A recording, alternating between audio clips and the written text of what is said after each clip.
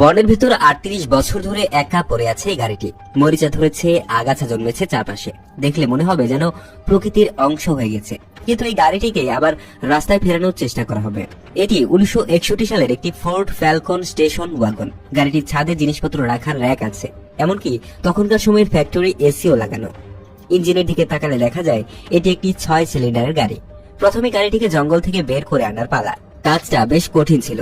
টায়ারগুলোর অবস্থা খুবই খারাপ, 4টির মধ্যে মাত্র একটিতে হাওয়া ছিল, তাই পুরনো টায়ার বদলে দিয়ে স্পেয়ার টায়ার লাগানো হলো। এরপর জ্যাক ব্যবহার করে সাবধানে গাড়িটিকে টেনে ওয়ার্কশপের দিকে নিয়ে যাওয়া হলো।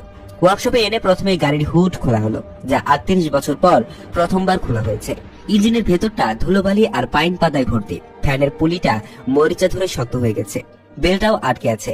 গাড়িতে একাধিক হর্ন দেখা গেল। ভেতরের অবস্থাও বেশ খারাপ, সিটগুলো ছেঁড়া, চারিদিকে ময়লা আর পুরনো জিনিসপত্র। এবার ইঞ্জিনটিকে চালু করার আসল চ্যালেঞ্জ। প্রথমে দেখতে হবে ইঞ্জিনটা আদৌ ঘোরে কিনা। ক্র্যাঙ্কশ্যাফটের রেঞ্চ লাগিয়ে ঘোরানোর চেষ্টা করতেই দেখা গেল ইঞ্জিন ঘুরছে। এটা একটা ভালো লক্ষণ, কারণ দীর্ঘদিনের অচল অবস্থায় ইঞ্জিন জ্যাম হয়ে যেতে পারত। এরপর স্পার্ক পরীক্ষা করার পালা। ডিস্ট্রিবিউটরের পয়েন্টগুলো পরিষ্কার করা হলো, কারণ সেগুলো ময়লা জমে বন্ধ হয়েছিল। প্রথমে স্পার্ক দুর্বল থাকলেও পরে ঠিকঠাক স্পার্ক আসতে শুরু করলো। পুরনো স্পার্ক প্লাগগুলো খুলে দেখা গেল সেগুলো খুবই পুরনো এবং তেল চিটচিটে, যা ইঞ্জিনের ভেতর আর্দ্রতা থাকার ইঙ্গিত দেয়। তাই সেগুলো বদলে নতুন স্পার্ক প্লাগ লাগানো হলো এবং কোয়েলও পরীক্ষা করা হলো। জ্বালানি লাইটেও সমস্যা ছিল। ফুয়েল ট্যাঙ্ক থেকে পুরনো জ্বালানি বের করে পরিষ্কার করা হলো। এরপর একটি নতুন ইলেকট্রিক ফুয়েল পাম্প লাগানো হলো।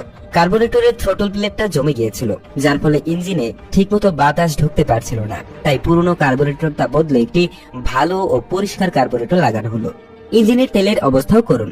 ডিপস্টিক টেনে দেখা গেল ইঞ্জিনে কোনো তেল নেই। পুরনো তেল বের করার সময় দেখা গেল ওয়েল প্যানের নিচে একটি ফুটো। এক ধরনের আঠা দিয়ে সেই ফুটো বন্ধ করা হলো।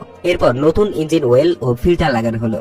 এত বছর পরও এসি কম্প্রেসারটি জ্যাম হয়নি, তবে কুলিং সিস্টেমের বেহাল দশা। রেডিয়েটরের ভেতরে আস্ত বাদাম পাওয়া গেল, সম্ভবত কাঠবিড়ালের কাজ। থার্মোস্ট্যান্ড হাউজিং খুলে দেখা গেল থার্মোস্ট্যান্ডটাও জমে আছে, তাই ওটা আপাতত খুলেই রাখা হলো। এছাড়াও একটা ফ্রিজ প্লাগ লিক হয়েছিল, সেটিও মেরামত করা হলো। গাড়িটি স্টার্টারটিও খুলে পরিষ্কার করে পরীক্ষা করা হলো। দেখা গেল স্টার্টারটা ঠিকঠাক কাজ করছে। সেটি আবার ইঞ্জিনে লাগিয়ে দেওয়া হলো। ব্যাটারির তারগুলো পুরনো হয়ে যাওয়ায় নতুন করে লাগানো হলো। ইগনিশন সুইচ দিয়ে স্টার্ট না হওয়ায় স্টার্টার সোলোনেটকে সরাসরি হট ওয়্যার করে ইঞ্জিন চালু করার চেষ্টা করা হলো। অবশেষে অনেক চেষ্টার পর গর্জে উঠলো গাড়ির ইঞ্জিন। 38 বছর পর পুরনো এক্সস্ট সিস্টেম ভাঙা থাকায় বেশ জোরে শব্দ হচ্ছে, কিন্তু ইঞ্জিনও চলছে। ওয়েল প্রেসারও ঠিকঠাক দেখাচ্ছে, যা খুবই গুরুত্বপূর্ণ। তবে এখানেই কাজ শেষ নয়। গাড়িটিকে পুরোপুরি রাস্তায় নামানোর আগে টায়ার, ব্রেক এবং কুলিং সিস্টেমের আরো অনেক কাজ বাকি আছে। কিন্তু দীর্ঘদিনের নীরবতা ভেঙে আপাতত